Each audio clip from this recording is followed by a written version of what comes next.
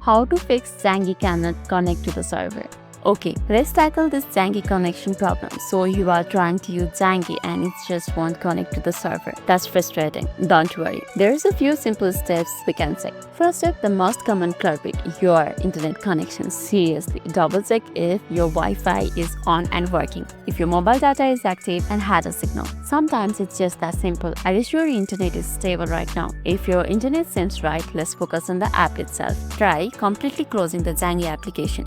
Swipe it away from your recent app list and then open it again. A quick restart of the app can often clear your temporary glitches. Still no luck? How about checking the app updates? Head over to the App Store and see if there's a new version of Zangi available. So update is not available right now. Now, another classic fix for the tricky apps is restarting your entire device. Power off your phone or the tablet, wait seconds and turn it back on. This resets a lot of things in the background. Have you tried restarting your device yet? It works wonders surprisingly often. Sometimes, though rarely, the issue might be with the Zangi servers themselves. If none of these steps work, you might have to check the Zangi's official website or social media for any service announcement. Hopefully, one of these quick steps get you back online with the Zangi. So that's all for today's video, and if this video made your day a little bit easier, don't forget to like and subscribe for more amazing tips. Thanks for watching and see you in the next video.